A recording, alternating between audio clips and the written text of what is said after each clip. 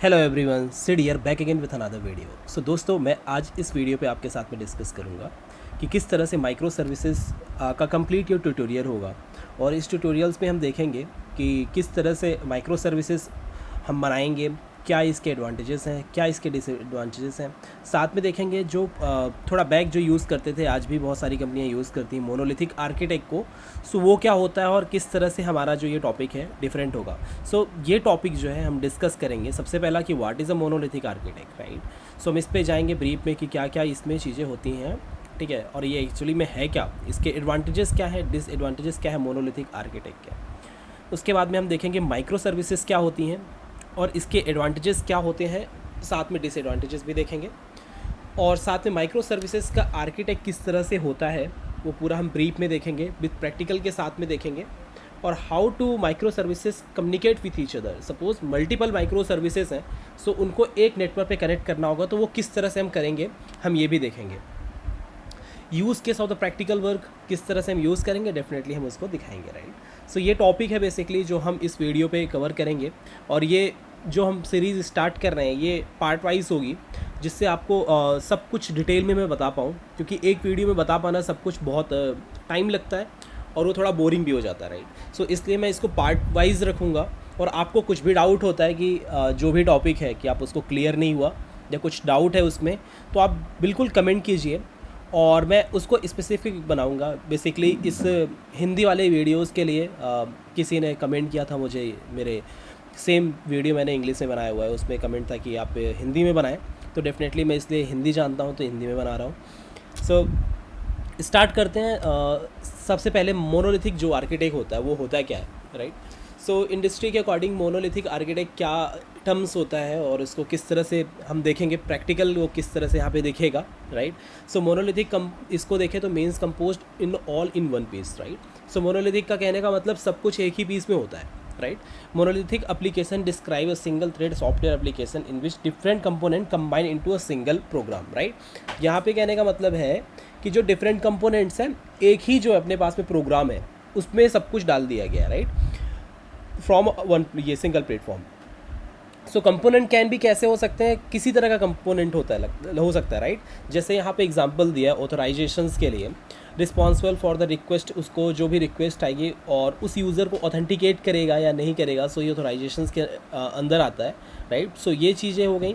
Second हो गया presentations, like आपने रिक्वेस्ट सपोज दिया, आपको एक रिस्पॉन्स मिलता है, राइट। सो सपोज आप अभी ब्राउज़र यूज़ कर रहे होंगे या वीडियोस एक्सेस कर रहे हैं, तो आप रिक्वेस्ट डालेंगे तो रिक्वेस्ट जाएगी सर्वर पे, सर्वर आपको रिटर्न करेगा, राइट। सो ये आपका प्रेजेंटेशन जो आपको रिस्पॉन्स मिलेगा वो किसी भी फॉर्म में हो सकता है। लाइक अभी आपको HTML और CSS और JS के फॉर्म में चीज़ें दिख रही हैं और आप यूज़र देख पा रहा है एज अ टेक्स्ट के फॉर्म में, राइट। सो आप देख रहे होंगे कि यहाँ पे रिस्पॉन्स जो हमें मिला है आइदर HTML के फॉर्म में या फिर JSON या XML के फॉर्म में मिलता है, राइट। API यूज़ करते हैं तो आप JSON या XML फॉर्मेट में आपको रिटर्न होता है।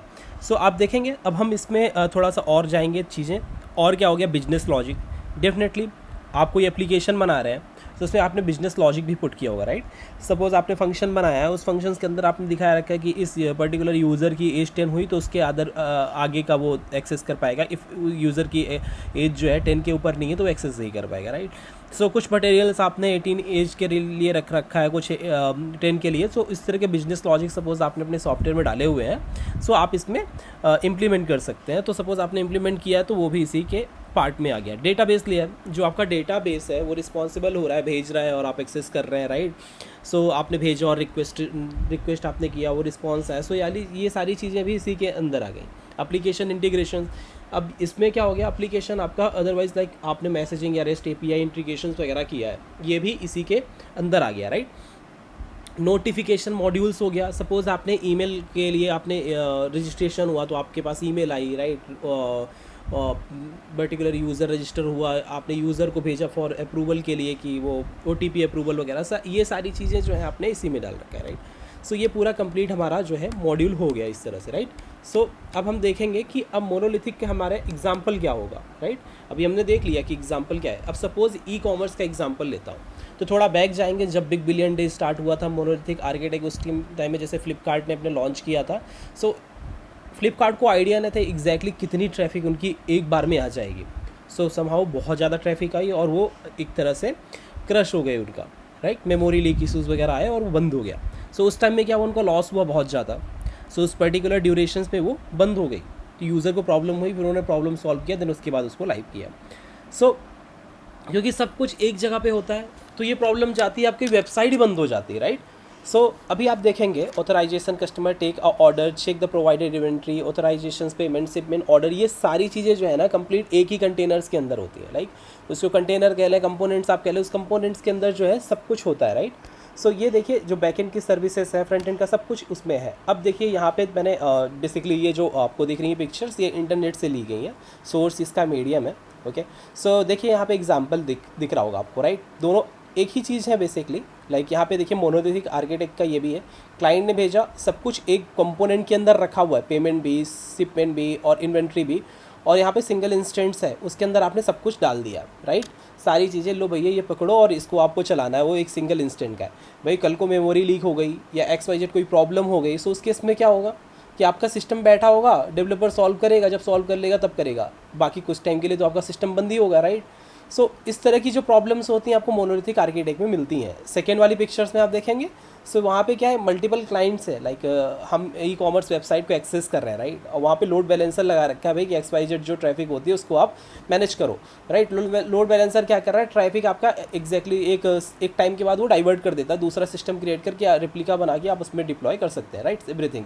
तो डाइवर्जन एक तरह से हो जाएगा आपका डेटाबेस है यहाँ पे, वो रिक्वेस्ट और रिस्पॉन्स आपको सारी चीज़ें यहाँ से मिल रही हैं, देन आप यूज़र को सेंड कर रहे हैं, राइट। सो ये चीज़ें हो गई कंप्लीट, उसका एग्जांपल हो गया। सो यहाँ पे आप किसी भी डेटाबेस से कंपेयर कर सकते हैं, लाइक किसी भी यूज़र से आप फ़ोन एक्सेस कर रहे हैं या फिर आप यूज़ कर रहे हैं अपना ब्राउज़र या फिर कोई भी XYZ, राइट। सो इस तरह के रिक्वेस्ट और रिस्पॉन्स जाएंगे, कंप्लीटली एक कंपोनेंट्स के अंदर ये सब कुछ हो रहा होगा, राइट। सो ये आपको क्लियर हो गया होगा। अब इसके एडवांटेजेस क्या होते हैं भाई, डेफिनेटली हमने अभी तो बुरा देख लिया, अब अच्छा क्या है इसमें, राइट।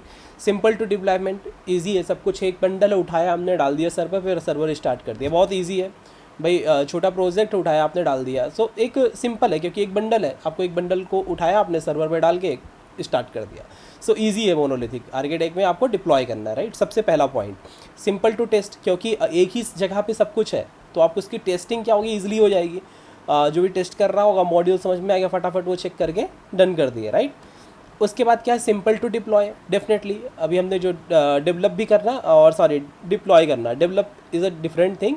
सो यहाँ पे मैंने आपको जो बताया बेसिकली, अब यहाँ पे आपका पूरा एप्लीकेशन आपने कॉपी किया और आपने सेंड कर दिया, सो ये इसका डिप्लॉय में, डेवलप में बनाने वाली जो चीज़ थी वो, सॉरी मेरे से यहाँ पे मिस्टेक हो गई थी। So at the beginning of much easier to monolithic, इसको ऑफकोर्स कोई भी चीज़ है ईजी है उसमें मोनोलिथिक, क्योंकि सब कुछ एक जगह पे आपने ईजी है, सब कुछ HTML भी वही रखा, CSS भी रखा है, आपने सब पूरा कंपोनेंट उठा के एक ही जगह प्रोजेक्ट को सेटअप करके आपने डेवलप कर दिया, टेस्ट भी कर दिया आपने, डिप्लॉय भी कर दिया, right. So simple to scale horizontally. So multiple copies बना के आप लोड बैलेंसर लगा के, हमने देखा मल्टीपल कॉपीज़ बना के आप लोड बैलेंसर चला के इसको चला दो। अब डिसएडवांटेजेस क्या है भाई, maintenance, if applications is large and complex understand entirely, it is a challenging to make a changes fast and correctly, right. So definitely कोई बड़ी चीज़ है और कॉम्प्लेक्स है, राइट। सो कुछ भी होता है, लाइक कोई चेंज करना होता है तो उस टाइम में बहुत डिफिकल्ट होता है, क्योंकि हर एक चीज़ इधर उधर से एसोसिएटेड होती है, सेपरेट है नहीं, तो आपको प्रॉब्लम होती है, राइट। सो बहुत एक तरह से फास्ट नहीं कर सकते चैलेंज को, एक तरह से चैलेंज है इस तरह से आ रहे हैं तो उसको करेक्ट करने में काफ़ी टाइम लग जाएगा आपको, right. So time, the size of इस can be slow down the startup time. So definitely क्योंकि बड़ा पैकेज एक ही जगह पे तो टाइम ले सकता है चीज़ें, राइट। काफ़ी डेटाबेस, सपोज GB में डेटा है, उसको इंपोर्ट करना, फिर से वो चेक करना, फिर डिप्लॉय करना, इस बहुत टाइम वाली प्रोसेस होती है वो, राइट। उसके बाद आप देखेंगे you must the redeploy the entire application to each update, आपको बहुत जितनी भी कोई अपडेट आती है तो आपको पूरा इंटायर सब कुछ रखना होगा एप्लीकेशंस का, उसका अपडेट आपको करना पड़ेगा, राइट। अभी वर्जन मान लो 7.4 PHP का चल रहा है, 8 आपका आ गया तो आपको पूरा सब कुछ लिखना होगा 8 पे, देन उसके बाद आपको डिप्लॉय करना पड़ेगा। Monolithic applications can also challenging to scale when different modules have conflicting resource requirement, right. अब यहाँ पे क्या चैलेंज होगा, मल्टीपल मॉड्यूल्स है, राइट। मल्टीपल मॉड्यूल्स हैं जैसे, अब वहाँ पे क्या होगा, आपको कॉन्फ्लिक्ट आ गया किसी एक उसमें, तो आपको उसमें बहुत चैलेंजिंग होगा आपको रिक्वायरमेंट को एक तरह से फिक्स करना है, राइट। क्योंकि मॉड्यूल्स में कुछ कॉन्फ्लिक्ट है, आप चेक कर रहे हैं इधर उधर, तो काफ़ी चैलेंज हो जाएगा आपके उस टाइम के लिए। और इसमें देखेंगे, अब जैसे ये देखेंगे, bug can be module at the potentially bringing down the either process more ever since all instant application identical. That bug impact ability the entire applications. ठीक है, अब कोई बग आ गया, सपोज आपने memory leak issue potential down, so उस time में क्या होगा, आपको इंटायर प्रोसेस शट डाउन करनी पड़ेगी, देन आपको एप्लीकेशंस को आइडेंटिफाई करना पड़ेगा, देन आपको फिक्स करके अपने एप्लीकेशन में डालना पड़ेगा। सो ये वाली प्रोसेस हो गई इसमें, तो काफ़ी टाइम वाली चीज़ हो गई, right. Regardless how to easy the initial stage the many seems monolithic applications have the difficulty to adopting new and advance technology. अब भाई सब कुछ आपने PHP पे लिख रखा है, आप नोड कैसे डाल दोगे, आप पाइथन कैसे डाल दोगे, नहीं कर सकते। उस टाइम में काफ़ी डिफिकल्ट होता है नई टेक्नोलॉजी को अडॉप्ट करना, राइट। सो इसमें क्या होता है, लिखा है ना, इंटायर एप्लीकेशंस को फिर से किसी टेक्नोलॉजी में ले जाना बहुत ही टाइम लेना होगा, कॉस्ट बहुत लगेगी, नए डेवलपर्स हायर करना, नई टीम बनाना, राइट। सो ये बहुत चैलेंजिंग हो जाता है उस केस में।